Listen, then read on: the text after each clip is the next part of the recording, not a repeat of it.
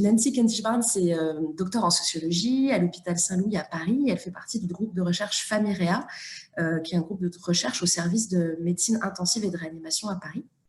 Donc, elle est sociologue, elle a soutenu une thèse en 2005 intitulée « Mourir à l'heure du médecin, décision de fin de vie et expérience des acteurs en réanimation ». Elle est aujourd'hui co-directrice avec le professeur Elie Azoulay du groupe de recherche Famérea, dont les études portent sur le vécu des patients, des familles et des soignants en réanimation. Donc, les thématiques de recherche privilégiées sont la fin de vie, le don d'organes, le deuil. Ce groupe de recherche, le groupe recherche Famérea, développe une recherche pragmatique, toujours dans le but de mieux comprendre les expériences pour améliorer les pratiques. Il a obtenu un financement au PHRC 2020, donc c'est les programmes de recherche clinique nationaux, pour une étude portant sur l'expérience des patients, des familles et des soignants de réanimation pendant l'épidémie du Covid. Et c'est une recherche qui s'appelle Burden Cove. Voilà. Nancy, je te laisse la parole. Très bien, merci beaucoup de m'avoir proposé de participer à cette journée qui est très intéressante. Je vais parler de l'expérience des proches de patients décédés en réanimation avec cette question des fins de vie volées. Donc comme tu l'as dit, Élodie, je n'arrive pas à faire avancer mon diaporama. Et je ne sais pas pourquoi. J'aurais besoin d'un petit peu d'aide. J'arrive pas à faire avancer mon diaporama. Alors, si tu recliques sur ton diaporama, des fois, ça le... Voilà. Ah, voilà. Très bien. Pardon. Merci beaucoup. Donc voilà, je fais partie de ce groupe de recherche Famérea, qui est une équipe pluridisciplinaire. Et voilà, on s'intéresse effectivement au vécu des familles, à la fois pendant le séjour d'un patient en réanimation, mais aussi dans les semaines et les mois qui suivent. On s'intéresse également au vécu des patients et des soignants. On a beaucoup travaillé sur la communication en réanimation. Donc, tout à fait au début de, de la première vague de cette épidémie, on a obtenu un financement du ministère de la Santé pour étudier l'expérience des patients, des familles et des soignants de réanimation dans le cadre de cette épidémie.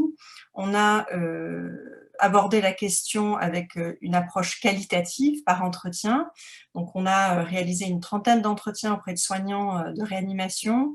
L'étude est terminée, nous avons soumis le papier. En ce qui concerne la partie qualitative pour les familles, nous venons de finir les entretiens avec les familles endeuillées, une vingtaine d'entretiens, et ces entretiens sont en cours d'analyse. Et pour la partie quantitative, en fait, nous faisons un suivi des patients et des familles. Donc, nous les rappelons 3 mois après la sortie de réanimation ou après le décès pour faire compléter un questionnaire, des échelles, et nous allons les recontacter de nouveau 1 an après. Et puis pour la partie quantitative des soignants, nous avons fait une première grosse enquête vraiment pendant la première vague. C'est une enquête qui est déjà publiée, j'en parlerai tout à l'heure, et nous avons commencé là, la semaine dernière, la deuxième enquête. Voilà, et je voudrais remercier mes collègues qui ont travaillé avec moi sur ces entretiens, Zoé Cohen-Solal, Lucas Morin pour les entretiens soignants, et puis Zoé Cohen-Solal de nouveau et Virginie Soupard pour les entretiens famille. Donc, l'analyse est en cours, je l'ai dit, et je vais donc partager avec vous un travail qui est inachevé. Et puis, je vais donner de la place aux extraits d'entretien parce qu'ils me semblent très intéressants et très parlants.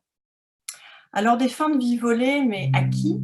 On pourrait éventuellement se poser la question pour les patients, mais c'est difficile de répondre évidemment à cette question. Aux soignants, et finalement, je pense que c'est une question importante et je l'aborderai dans la deuxième partie de ma présentation. Et aux proches, et je vais axer évidemment ma présentation sur les proches ayant perdu un patient du Covid en réanimation. Je vais m'appuyer sur des publications scientifiques et, comme je l'ai dit, sur les entretiens que nous avons réalisés à la fois auprès de soignants et auprès des familles. Alors, en guise d'introduction, je voudrais rappeler que déjà en temps normal, hors épidémie, la réanimation est une expérience bouleversante pour les proches. Cette réanimation est décrite comme un autre monde, un monde à part. On sait que pendant l'hospitalisation du patient, les proches présentent des symptômes d'anxiété, de stress aigu, de dépression, et qu'ils ont du mal à comprendre les informations. On avait montré dans un papier publié en 2000 et un papier publié en 2018 que, en fait, les familles ne comprennent que la moitié des informations qui sont données par les médecins. Et puis, après un décès en réanimation, on a pu montrer, et d'autres l'ont fait aussi, que les proches sont à haut risque de développer des symptômes d'un état de stress post-traumatique et d'un deuil compliqué. Et donc on imagine, on a imaginé, on imagine encore que ces difficultés ont été amplifiées pendant l'épidémie de Covid-19. Ça a tendance à se confirmer avec les entretiens qu'on a, mais évidemment il nous faut des études avec des méthodologies rigoureuses pour vraiment venir confirmer cette hypothèse. Et je pense que c'est en cours à la fois ici en France et au Québec. Alors, en guise toujours d'introduction, juste rappeler, même si ça a déjà été fait dans les présentations précédentes, que pendant cette première vague, ben, nous avons tous été extrêmement stressés. Le contexte social était extrêmement anxiogène avec voilà, ce décompte quotidien des morts. C'était vraiment compliqué à gérer pour tout le monde. Le confinement, la distanciation sociale, un avenir incertain sur un plan économique, etc. Et puis à l'hôpital, on l'a dit, les visites ont été totalement interdites dans un premier temps.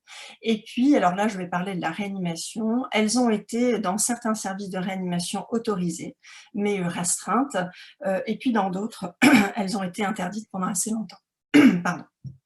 Donc dans ce contexte, les informations ont été données essentiellement par téléphone et on connaît toutes les spécificités de cette communication à distance dans laquelle il n'y a pas de communication non verbale. On sait l'importance de cette communication non verbale à la fois pour les soignants, pour s'adapter au rythme émotionnel du proche, à sa compréhension de la situation, pour montrer de l'empathie, etc. Et puis pour les familles, évidemment, pour recevoir aussi cette empathie, pour pouvoir lâcher les émotions, etc. Donc assez compliqué cette information par téléphone.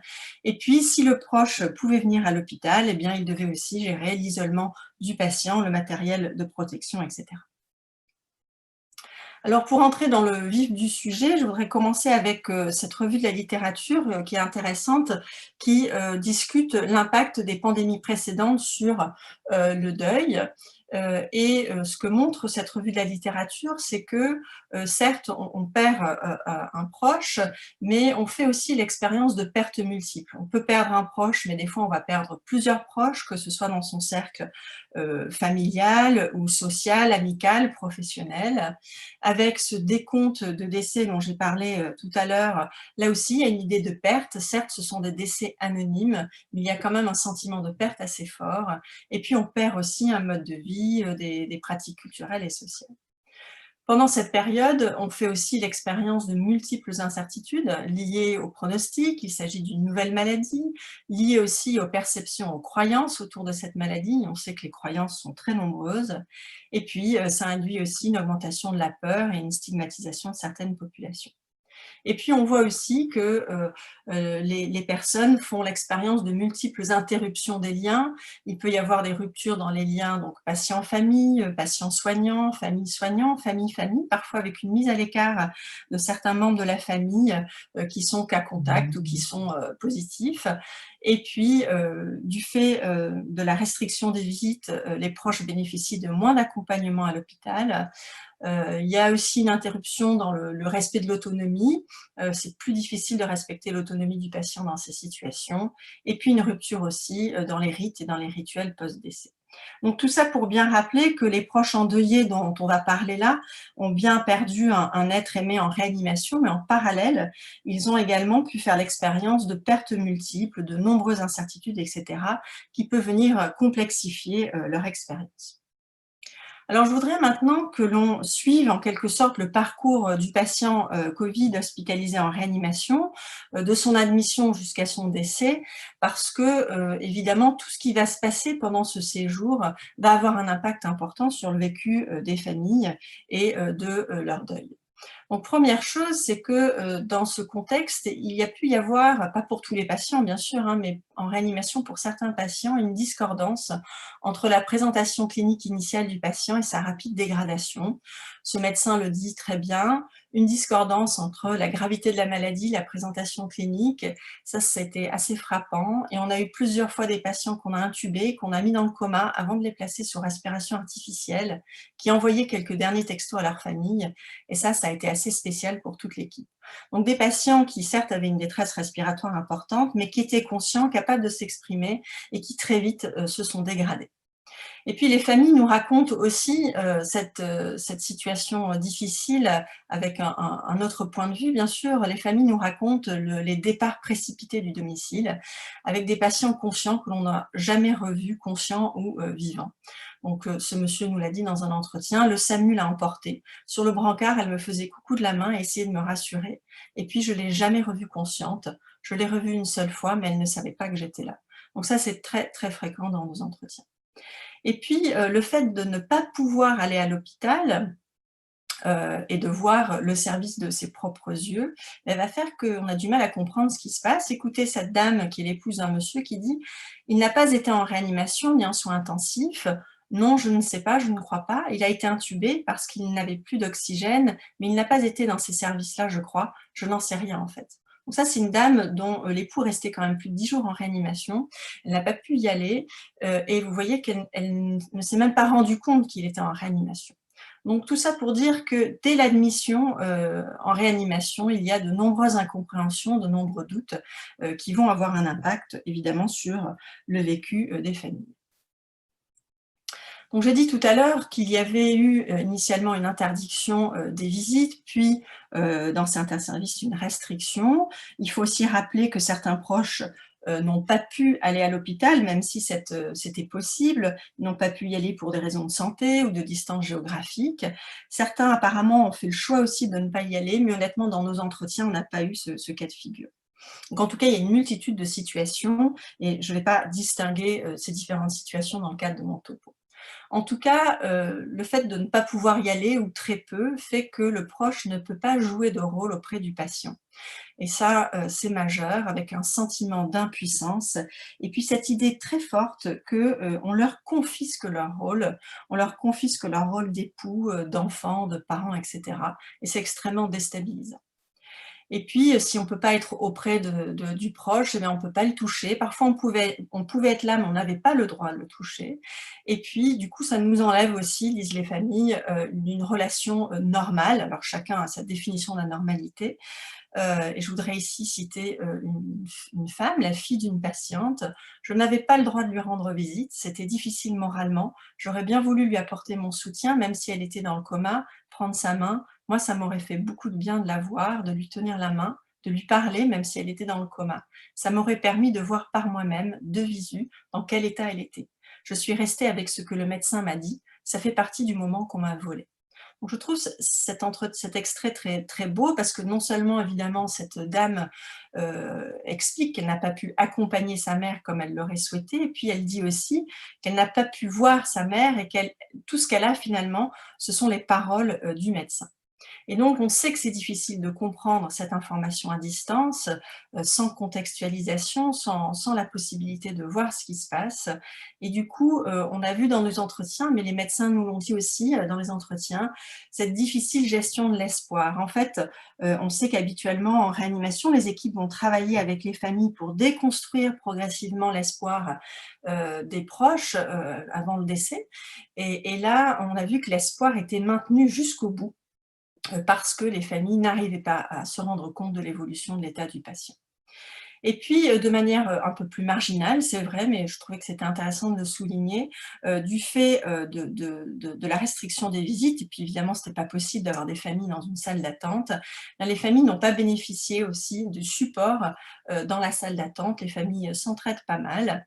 Et puis aussi, on sait que, mais ça a surtout été montré en pédiatrie, mais que imaginer le patient, c'est parfois plus douloureux encore que de le voir réellement. On imagine beaucoup de choses, on l'imagine dans sa souffrance physique ou psychologique. Comme le dit ici une autre fille, une autre patiente, ça a été terrible de ne pas être auprès d'elle, je me sentais mise à l'écart, j'avais un sentiment d'injustice, on se sent comme de la merde, on se dit qu'on ne peut rien faire, ma mère a dû se sentir tellement seule, pas soutenue par sa famille, mais c'est pas parce que je voulais pas, je pouvais pas en fait, ça a été terrible.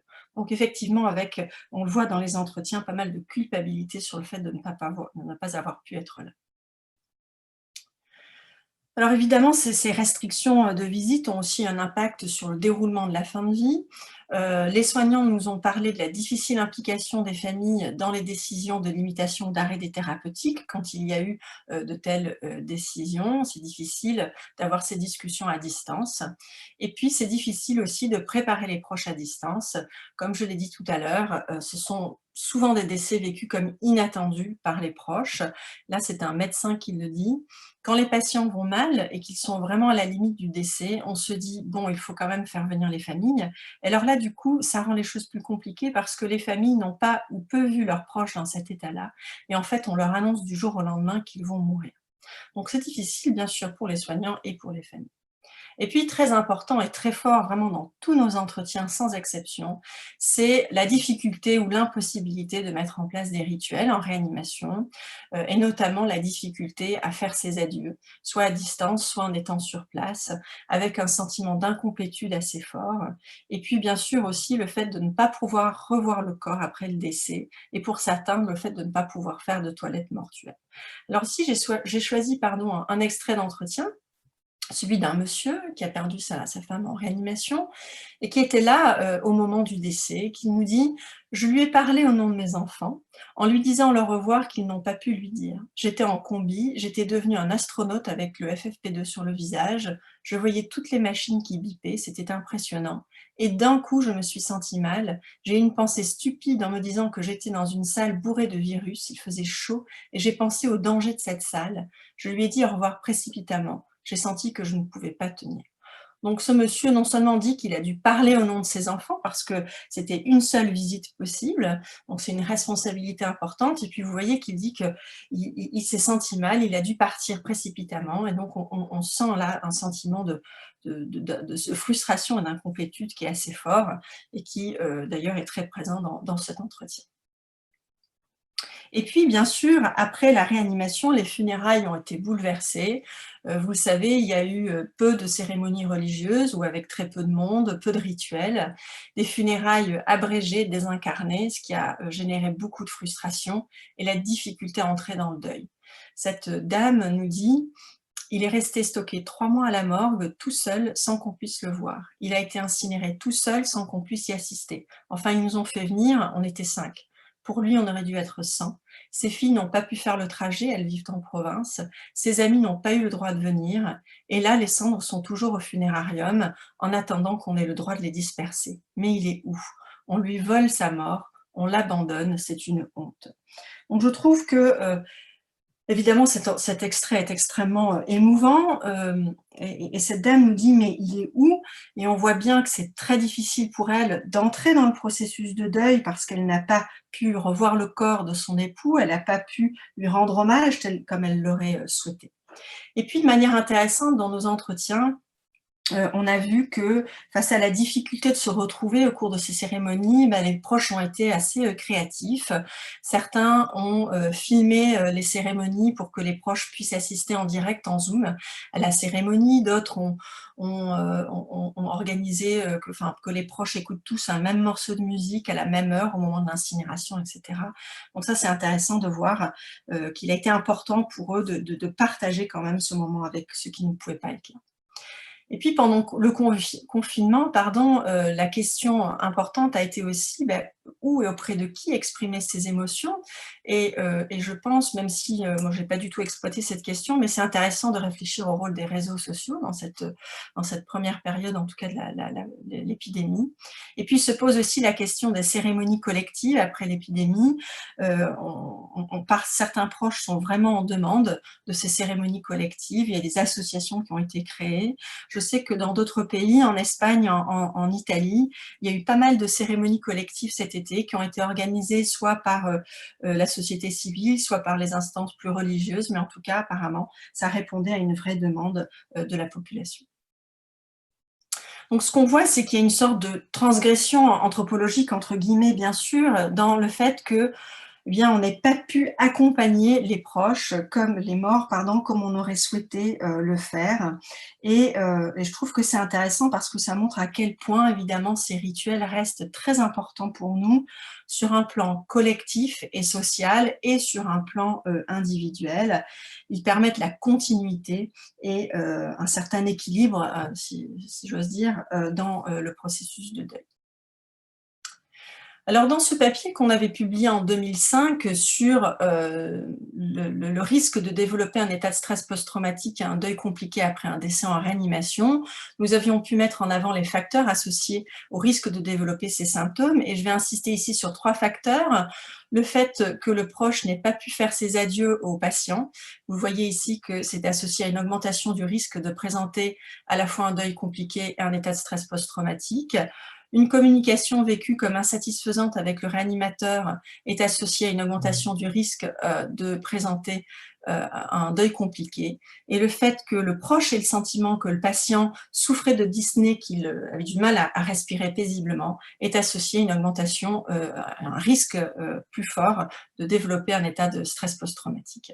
Évidemment, je choisis ces 3 facteurs parce que vous voyez le lien direct avec les proches dans le contexte de Covid. Et donc, il y a eu pas mal de papiers évidemment sur le deuil, j'en cite que quelques-uns ici, mais il y en a vraiment beaucoup, et qui montrent que globalement, un décès inattendu, l'impossibilité d'apporter du réconfort au patient, l'impossibilité de faire ses adieux, de revoir le corps, une information insatisfaisante ou à distance, une situation de crise sanitaire ou un désastre collectif sont des facteurs liés à une augmentation du risque de développer un deuil compliqué. Je voudrais rebondir là sur un extrait d'entretien de cette dame qui nous dit « Pour moi, il n'est pas mort, il est toujours au CHU. Je ne l'ai pas revu depuis. Je n'ai pas pu le voir à l'hôpital. Je n'ai pas pu voir son corps au funérarium. Pour moi, il est encore là-bas vivant. » Donc, je trouve un extrait extrêmement fort, extrêmement émouvant, mais vous voyez que cette dame, elle n'arrive pas à entrer dans le deuil parce qu'elle n'a pas pu revoir son mari ni vivant ni mort à partir du moment où il a quitté le domicile. Alors, je voudrais maintenant continuer sur cette question des fins de vie volées aux soignants parce qu'elle me semble très importante en réanimation. Ce qu'on a vu dans nos entretiens, c'est qu'il y avait chez les soignants quand même une frustration sur les processus décisionnels, avec peut-être moins de collégialité pendant la première phase de l'épidémie, des rythmes décisionnels aussi un peu plus rapides. Une frustration aussi sur l'accompagnement du fait des rares visites des familles. Il ne faut pas oublier que l'accompagnement des familles est une mission centrale pour les médecins, pour les infirmiers, les aides-soignants, et on leur prive en quelque sorte d'une de leurs missions, et ça a été extrêmement compliqué pour eux, avec un sentiment de déshumanisation qui a été évoqué dans pas mal d'entretiens, notamment tout à fait en début de crise. Et puis, dans les entretiens aussi, une notion forte de responsabilité chez les paramédicaux face à la solitude des mourants. Voilà, très difficile de voir des patients mourir seuls et être responsable d'être là pour pallier en quelque sorte à l'absence des familles. Et puis être le dernier à voir le défunt. Les housses ont été fermées en réanimation et ça a été compliqué ça pour les infirmiers et les aides-soignants. Cette infirmière nous dit: ça a été très compliqué de me dire maintenant c'est fini, c'est moi et le patient, et après c'est fini. Je sais qu'une fois que la housse sera fermée, qu'on l'aura rapatrié à la chambre mortuaire, plus personne ne le verra, sa famille ne le verra pas. C'est la seule chose qui m'a vraiment profondément touchée. Donc ça, c'était très fort. Et puis, chez les médecins aussi, le sentiment de générer des deuils compliqués. On a fait nos entretiens vraiment pendant le pic épidémique et c'était assez fort. Ce médecin, par exemple, qui nous dit: «Enfin, moi, j'ai le sentiment de générer des deuils pathologiques pour des dizaines de personnes. C'est horrible, c'est infernal». Voilà, donc ce qu'on voit chez les soignants, c'est qu'il faut faire sens dans ce contexte extrêmement compliqué, et les équipes se sont retrouvées prises entre, d'un côté, le désespoir des proches et puis de l'autre, les décisions politiques, institutionnelles, sanitaires. Et évidemment, pendant la première phase de l'épidémie, chaque équipe a fait de son mieux. Vraiment, l'idée, c'est pas de dire que c'était bien, pas bien. Chacun a fait de son mieux, chacun s'est débrouillé, je pense, en essayant de concilier des logiques d'action qui étaient parfois éloignées, parfois même contradictoires, des logiques de protection, évidemment, des soignants, des proches, des logiques de justice, des logiques d'intégration des proches dans la prise en charge, d'accompagnement dans la fin de vie, etc. Et c'était difficile parfois de jongler entre ces différentes logiques. Et l'enjeu, c'était évidemment de proposer une approche qui avait du sens à la fois pour les équipes et pour les familles. Et on le voit dans les entretiens, parfois, justement, ça ne faisait pas sens, c'était difficile. Et cette idée, parfois, que les soignants étaient contraints de mal faire leur travail dans ce contexte. Alors, je vous ai dit qu'on avait fait une enquête aussi auprès des soignants pendant le pic épidémique. Donc, c'est une enquête qui a été publiée au mois de septembre. On a réalisé cette enquête dans 21 services de réanimation en France auprès de un peu plus de 1000 soignants. Et on a montré que, vous le voyez, la moitié des soignants présentaient des symptômes d'anxiété, 30% des symptômes de dépression, 32% des symptômes de dissociation péritraumatique. Donc des soignants qui vont pas très bien quand même, avec des taux plus élevés parmi le personnel paramédical. 42% des répondants déclaraient avoir été le témoin de décisions de limitation ou d'arrêt des thérapeutiques prises trop rapidement, et la moitié déclarait qu'ils se sentaient tristes. Donc ça confirme l'idée qu'ils n'allaient pas très bien. On a pu mettre en avant les facteurs associés avec une augmentation du risque de présenter des symptômes d'anxiété. Donc, ils sont le fait d'être une femme, un aide-soignant, la peur d'être contaminé, des regrets concernant la restriction des visites et l'impossibilité de se reposer. Les facteurs associés à une augmentation du risque de présenter des symptômes de dépression, être une femme, la peur d'être contaminée, la peur de contaminer ses collègues, être le témoin de décisions là prises trop rapidement, les regrets concernant les politiques de visite et l'impossibilité de se reposer. Et puis, les facteurs associés à une augmentation de la dissociation péritraumatique, être une femme, un aide-soignant ou un étudiant en médecine, la peur d'être contaminé, être le témoin de décisions de l'acte prise trop rapidement, la difficile gestion de ses émotions, l'impossibilité de se reposer ou de prendre soin de ses proches. Donc j'ai mis en rouge deux éléments importants. Vous voyez ces regrets concernant la restriction des visites et puis ce sentiment qu'on n'a pas toujours très bien géré les décisions de l'acte. Donc ce qu'on voit, je pense, à travers à la fois la partie qualitative et quantitative, c'est que ces fins de vie n'étaient quand même pas très satisfaisantes pour les soignants, bien au contraire. Donc, deux extraits que je voudrais vous lire pour renforcer cette idée.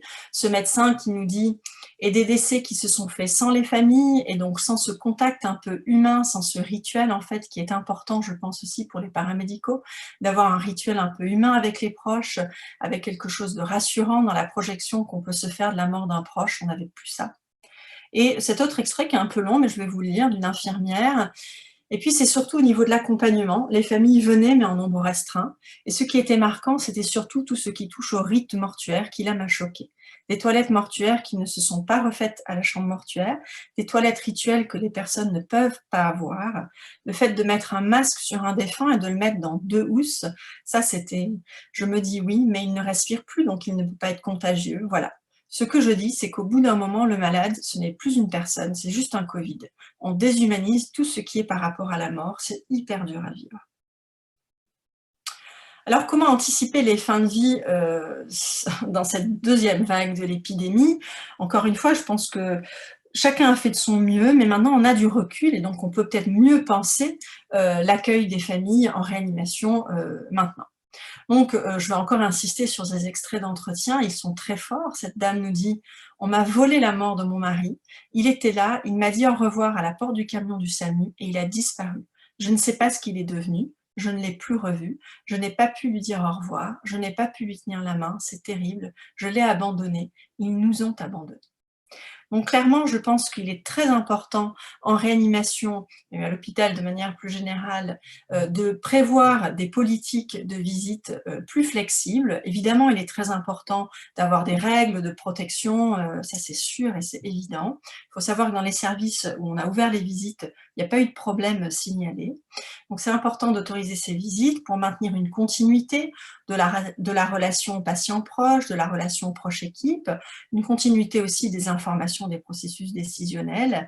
Et puis on l'a vu, c'était très bien, dans beaucoup de services, les visites ont été autorisées uniquement à la fin de vie, au moment de la fin de vie, pardon. Bon, c'est déjà bien, mais on voit que c'était pas suffisant et que, si possible, il faut assouplir les visites tout au long du séjour en réanimation.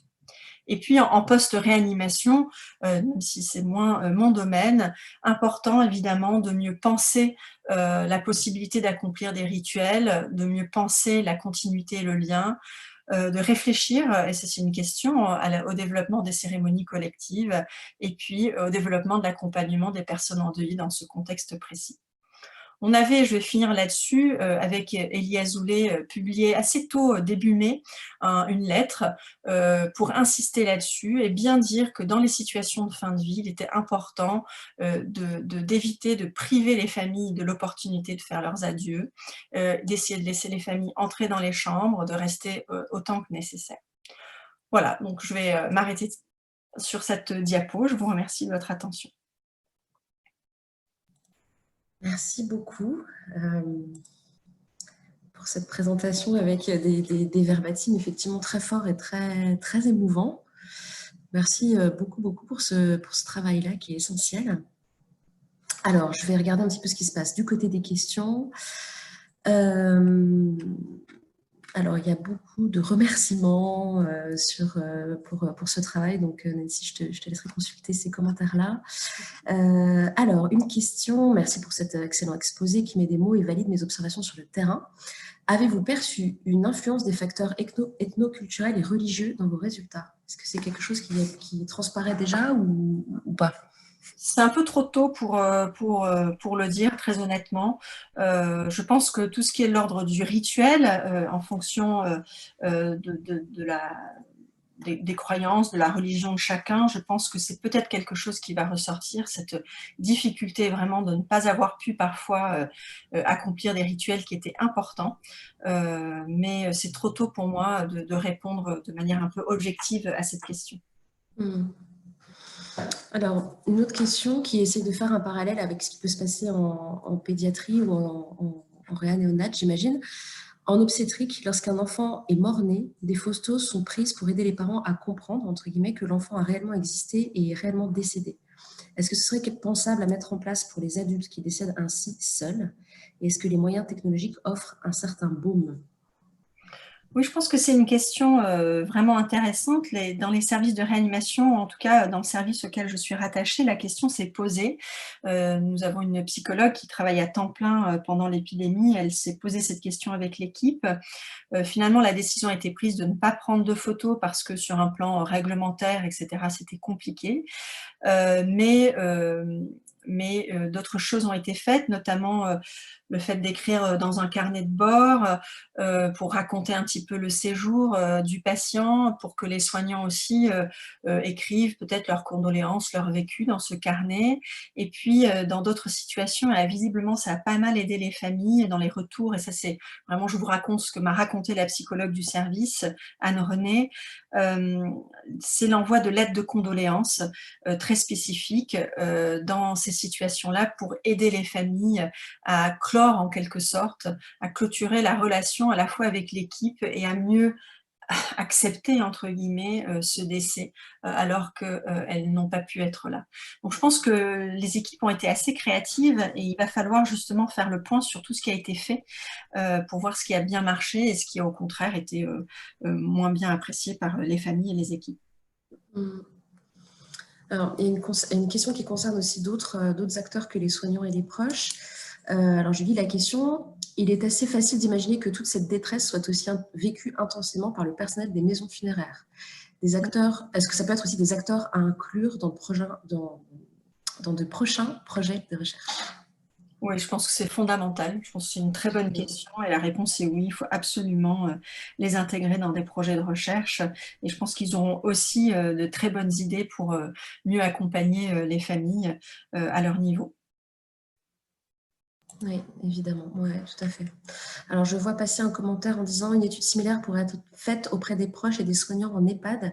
Alors, j'en profite pour vous dire que qu'on coordonne avec la plateforme pour la recherche sur la fin de vie, on coordonne une étude justement sur le vécu des fins de vie, du confinement des fins de vie et des décès en EHPAD pendant la période du Covid. Donc, on a réalisé 250 entretiens et on est en train de passer à l'analyse de tout ça. Donc, c'est effectivement, on n'est pas les seuls, hein, il y a d'autres recherches qui se font aussi sur les EHPAD plus précisément. Donc, il y aura des données sur ces environnements-là aussi. Alors, je continue dans les questions. C'est plus des commentaires que des questions. Alors, beaucoup de gens témoignent du fait qu'ils retrouvent dans votre propos ce qu'ils ont pu observer sur le terrain en tant que professionnel ou en tant que famille. on pose une question. Est-ce que vous avez une salle pour recevoir les familles seules ou en groupe en direct lors du décès? Je ne sais pas si la question est bien claire. Oui, alors moi, je ne suis pas soignante. Je suis évidemment rattachée à un service de réanimation, mais dans le service en question, il n'y avait pas de salle spécifique au moment de cette pandémie pour recevoir les familles.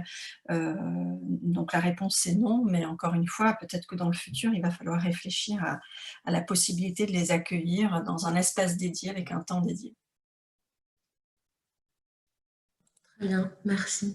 Je pense qu'on va pouvoir, je vois les caméras qui s'allument du côté québécois, donc je pense qu'on est arrivé au terme de notre rencontre et je vais laisser nos collègues du Québec conclure pour cette journée. Et voilà, je suis très contente de ce qu'on a pu organiser. J'ai appris beaucoup de choses et j'ai grandement apprécié vos présentations. Et je pense qu'il y en a certaines que je vais prendre plaisir à réécouter au calme quand elles seront disponibles sur nos réseaux et plateformes respectives. Voilà, merci à tous. Merci à tous.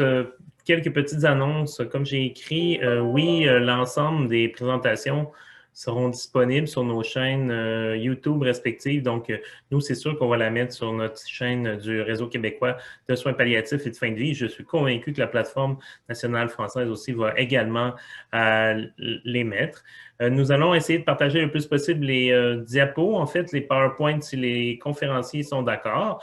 Une autre chose que je vous ai inscrit dans le chat, c'est vraiment, et je vais vous envoyer un courriel, c'est vraiment de remplir un formulaire d'évaluation. C'est très important pour nous.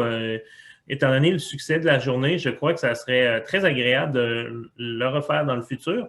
Donc, si c'est possible d'avoir vos commentaires afin d'améliorer notre journée, c'est grandement apprécié. Et aussi, on a mis un formulaire un certificat d'attestation de présence. Certaines ordres professionnels et ou établissements exigent. Donc, on a créé ça. Vous pouvez aller le compléter vous-même de façon individuelle. Et finalement, autre petite annonce, nous avons pour les membres du Réseau québécois de soins palliatifs, petit rappel pour vous dire que d'ici 30 minutes, nous avons notre assemblée générale annuelle. Regardez vos courriels, ça a déjà été envoyé pour le lien. Il s'agit d'une rencontre sur GoToMeeting. Voilà. C'est mes annonces pub fin de rencontre. Merci. On avait plus de 500 personnes qui s'étaient inscrites. On a atteint un maximum de 275 environ. Très content de la tournure, malgré un petit pépin technique. Mais tout a bien été. Je vous remercie infiniment pour votre présence. Merci de votre participation. Merci à tous. Merci beaucoup. Merci. Et aux conférenciers particulièrement. Et je crois que c'est un succès sur toute la ligne. Moi, je suis très fier de ce qui a été présenté. On a fait un bel échantillon et en même temps substantiel de la recherche en soins palliatifs. Du microscopique au macroscopique, hein, du psychosocial au biomédical. La personne dans toute sa globalité, je trouve ça vraiment excellent. Et j'espère que cette activité représentera les prémices d'une collaboration soutenue, fructueuse entre la France et le Québec et en fait dans toute la francophonie internationale. Alors, merci beaucoup pour la qualité de la demi-journée. Au revoir.